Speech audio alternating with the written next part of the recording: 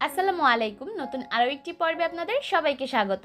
আজকের পর্বে তৈরি করে দেখাবো কোনো রকম ক্রিম ছাড়াই পাকা আম দিয়ে দারুণ মজার আইসক্রিম রেসিপি। আশা করছি রেসিপিটা আপনাদের সকলের কাছেই ভালো লাগবে।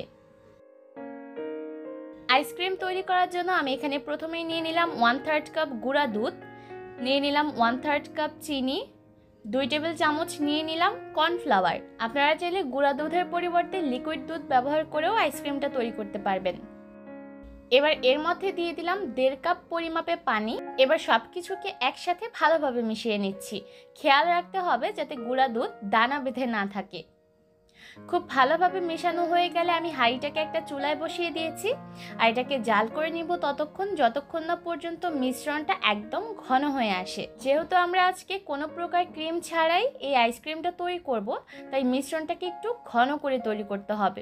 চুলার আঁচ মিডিয়াম হাই হিটে রেখেছি আর অনবরত নেড়ে চেড়ে এই মিশ্রণটাকে ঘন করতে হবে। এই যে দেখতে পাচ্ছেন এর মধ্যে কিন্তু মিশ্রণটা ঘন হতে শুরু করেছে আর অনবরত নেড়ে চেড়ে এই মিশ্রণটাকে ঘন করতে হবে। যেহেতু আমরা কর্নফ্লাওয়ার ব্যবহার করেছি এই মিশ্রণে, তাই মিশ্রণটা কিন্তু হাঁড়ির গায়ে লেগে যেতে পারে।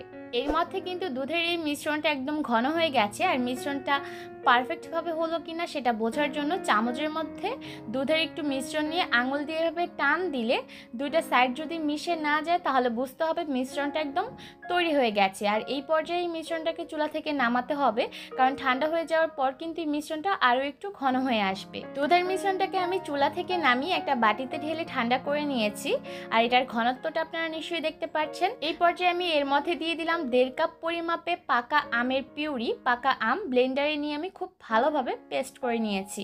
আর দিয়ে দিলাম 2-3 ফোঁটা অরেঞ্জ ফুড কালার।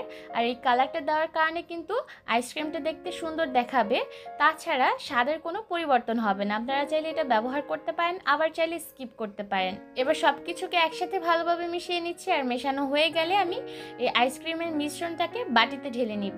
আজকে আমি ছোট বাটি ব্যবহার করেছি আইসক্রিমগুলোকে সেট করার জন্য, তবে আপনারা চাইলে কিন্তু প্লাস্টিকের বাটি ব্যবহার করেও এই আইসক্রিম সেট করতে পারেন। সবগুলো বাটির মধ্যেই দুধের মিশ্রণ ঢেলে নিব আর এই বাটিগুলোকে ডিপ ফ্রিজে রেখে দিব 8 থেকে 9 ঘন্টার মতো।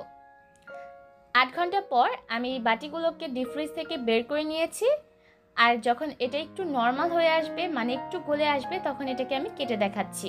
আর দেখে নিশ্চয়ই বুঝতে পারছেন আইসক্রিমটা কতটা সফট হয়েছে। কোনো প্রকার ক্রিম ছাড়া তৈরি করা হলেও এই আইসক্রিমটা কিন্তু অনেকটা সফট হয়, যেটা আপনারা বাড়িতে ট্রাই করলে বুঝতে পারবেন। আশা করছি আজকের এই সহজ আইসক্রিমের রেসিপি আপনাদের কাছে ভালো লেগেছে।